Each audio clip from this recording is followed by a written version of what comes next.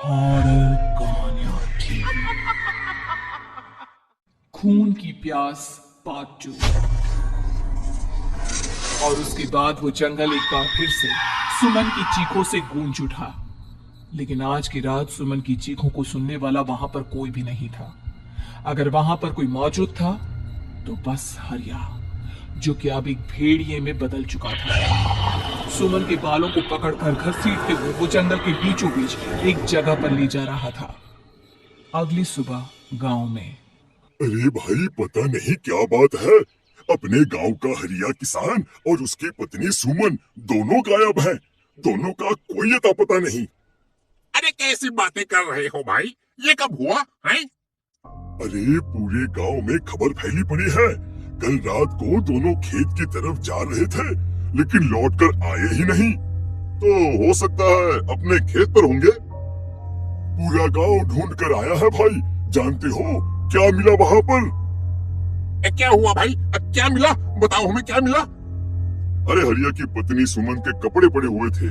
शरीर का एक एक कपड़ा फटा हुआ झोपड़ी के बाहर पड़ा था, लेकिन दोनों पति पत्नी का कोई पता ठिकाना नहीं था।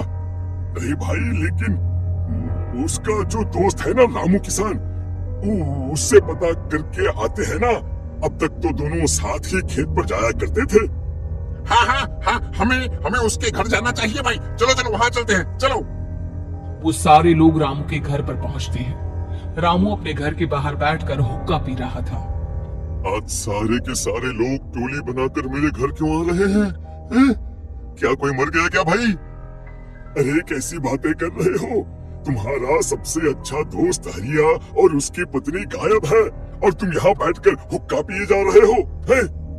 रामू ने अजीब सी नजरों से उन सब गांव वालों की तरफ देखा, जिसकी वजह से वो लोग एक बार के लिए डर गए। गायब है? अरे गायब नहीं है, मुक्ति मिल गई है। उन दोनों को मुक्ति मिली है। इस दुनिया में आकर हर इंसान पाप करता है, और उसे उसके पापों के लिए मुक्ति मिलना बहुत जरूरी है। अरे ये कैसी बहकी बहकी बातें कर रहे हो भाई, हैं? और इसका चेहरा अजीब सा क्यों लग रहा है? लगता है दोस्त के मरने का गम बैठ गया है। पागल हो गया है शायद ये पागल। ये बात सुनते ही रामू चीख कर जोर से चिल्लाते हुए कहता है, पागल मैं नहीं हूँ, पागल तुम सब हो। और ये शैतानी जंगल अब तुम में से किसी को नहीं छोड़ने वाला, सबको खा जाएगा। याद रखना मेरी बात। शैतानी जंगल? कैसा शैतानी जंगल? लगता है रामू पागल हो चुका है। हमें यहाँ से चलना चाहिए भाई। चलो चलो चलो। तभी रामू की पत्नी बाहर आती है। नहीं नहीं, आप लोग इनकी बात का बुरा मत मानिए। 2 दिन पहले हरिया के साथ खेत पर गए थे। जब से वहां से आए हैं तब से ऐसी ही बातें कर रहे हैं। भगवान जाने ऐसा क्या देख लिया उन्होंने, खेत में कुछ भी बड़बड़ाते रहते हैं। लेकिन गांव के लोगों ने कमला की कोई बात नहीं सुनी और वो सब वहां से चले गए। रात अब धीरे धीरे ढलने लगी थी। तभी अचानक किसी ने धीमी सी आवाज में रामू को पुकारा। रामू, आ जाओ, मैं तुम्हारा इंतजार कर रहा हूँ। और सुनो, अपनी पत्नी को साथ लेकर आना, नहीं तो काम अधूरा रह जाएगा। ये आवाज सुनते ही रामू के चेहरे पर शैतानी मुस्कुराहट आ जाती है। वो धीमे कदमों से अपने घर के अंदर आता है। क्या हुआ? तबीयत ठीक है ना अब आपकी? मैं तुझे अपने साथ खेत पर ले जाने आया। चल। मैं तुम्हारे साथ कहीं नहीं जाने वाली। मुन्ना गहरी नींद में सो रहा है और उसे अकेला छोड़कर मैं तुम्हारे साथ खेत पर नहीं आ सकती। वैसे भी तुम्हारे उन खेतों में भगवान जाने कौन सा राक्षस घूम रहा है, मुझे तो डर लगता है। रामू गुस्से में दांत पीसता अपनी झोपड़ी से बाहर आ जाता है और कमला गहरी नींद में अपने बच्चे के साथ सो जाती है। तभी अचानक रात को रामू की झोपड़ी के ऊपर एक साया वही गाना गुनगुनाते हुए घूमने लगता है जो हरिया के मोबाइल में बजा करता था। मैं मौत हूं, मौत हूं, मौत जो असली चारों जो आएगी कहीं से निकल जाएगी सबको। मैं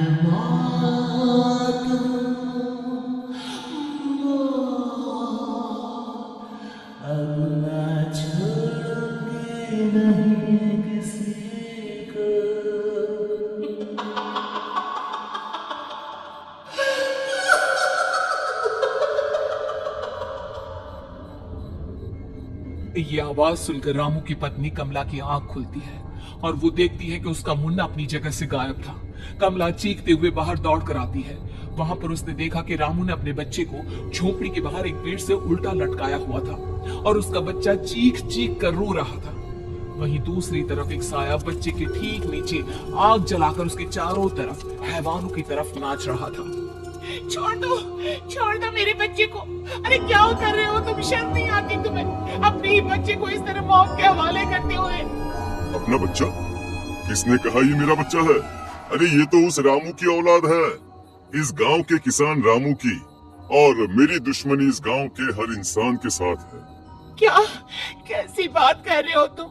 और ये औरत कौन है? ये मेरे बच्चे को खा जाएगी। तभी अचानक से उस साया ने एक बेहद खतरनाक दिखने वाली औरत का रूप ले लिया और उसकी आंखों से आग निकल रही थी। सही पहचाना तूने। मैं तेरे बच्चे को खा जाऊंगी। अगर तू अपने इस हैवान तो रामू के साथ जंगल लेके आए, मैं तेरे बच्चे को खा जाऊंगी। लेकिन क्यों? आखिर क्या चाहते हो तुम मुझसे? मुझे जंगल क्यों ले जाना चाहती हो? औरत बुरी तरह से ठहाके मार मार कर जोर जोर से हंसने लगी और साथ में हैरान हो गई। ये तो तुझे वहाँ चलने के बाद ही पता चलेगा ना।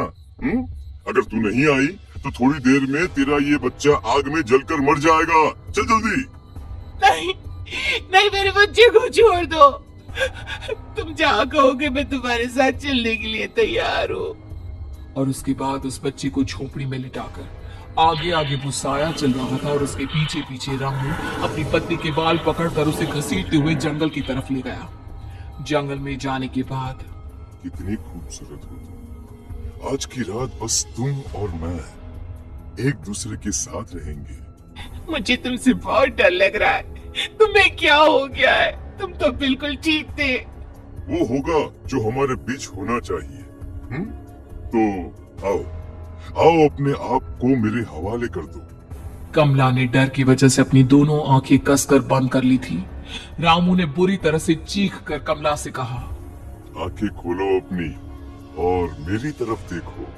कमला ने जैसे ही अपनी आंखें खोली उसने देखा कि रामू एक खतरनाक खूनी हैवान में बदल चुका था। कौन हो तुम? जाने दो मुझे। क्या चाहते हो मुझसे? वही जो एक आदमी एक औरत से चाहता है।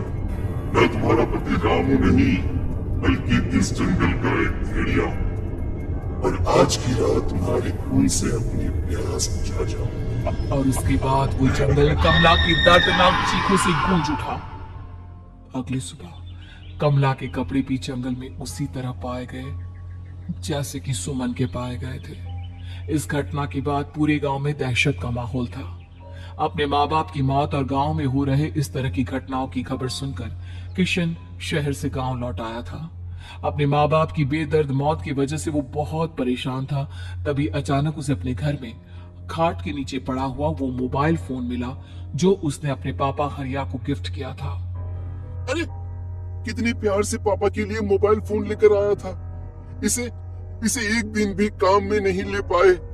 और आखिर कौन है जो गांव में इस तरह की हत्याएं कर रहा है? क्या है इन सब के पीछे? क्या है? मुझे पता करना ही होगा, वरना एक दिन पूरा का पूरा गांव खाली हो जाएगा। इस गांव में एक भी जिंदा इंसान नहीं बचेगा। गांव के लोगों की मदद करने के इरादे से किशन अपने गांव से दूर एक दूसरे गांव में बहुत बड़े तांत्रिक के पास मिलने के लिए गया। तांत्रिक बाबा, अब आप ही कुछ उपाय बता सकते हैं। भगवान जाने हमारे गांव को किसकी नजर लग गई है। नजर नहीं लगी है, किसी ने तुम्हारे गांव को बद्दुआ दी है। किसी सताई हुई आत्मा का प्रकोप है और अब वो पूरे गांव में किसी को नहीं छोड़ेगी जब तक उसकी आत्मा को शांति नहीं मिल जाती। अरे लेकिन ऐसा कौन है बाबा? किसकी आत्मा है और कैसे मिलेगी उसे शांति? मौत है मौत, कहीं से भी आएगी और सबको निगल जाएगी। इससे बचने का सिर्फ एक ही उपाय है, लेकिन उस उपाय को करना आसान नहीं होगा। जो भी उस उपाय को करने की कोशिश करेगा उसकी जान जा सकती है। भले ही मेरी जान चली जाए, लेकिन मैं अपने गांव के लोगों की जान बचाने की पूरी कोशिश करूंगा बाबा। तो ठीक है फिर, अगली अमावस की रात जैसा मैं कहता हूँ वैसा ही करना। अमावस की रात तांत्रिक के बताए अनुसार किशन अपने साथ केरोसिन लेकर जंगल की तरफ चल पड़ा। उसके हाथ में देवी के मंदिर का सिंदूर भी था। किशन जंगल के बीचों बीच पहुंचा। ये देखकर उसकी आंखें फटी की फटी रह गई। वहां एक उबलते पानी का तालाब था और कई लोगों की लाश लटक रही थी। किशन की माँ बाप की लाश भी वही थी। माँ, बापू, क्या हो गया? ये क्या हो गया? तभी वहां पर एक औरत और आदमी आते हैं। उन्हें देखकर किशन चौंक जाता है। गोपाल काका, आपकी तो 5 साल पहले मौत हो गई थी। और निर्मला काकी, आप? हाँ, मौत तो हो गई थी, लेकिन तुम ये नहीं जानते कि हमारी मौत कैसे हुई थी। क्या कहना चाहते हैं आप? कुछ नहीं, बस ये जान लो कि अब इस गांव में कोई जिंदा नहीं बचेगा। लेकिन क्यों काकी? क्योंकि 5 साल पहले इन गांव वालों ने मुझे डायन बताकर पत्थर मार मार के मार डाला। मेरी कोई गलती नहीं थी। गांव का एक बच्चा क्या लापता हुआ, सारा इल्जाम मेरी पत्नी पे डाल दिया।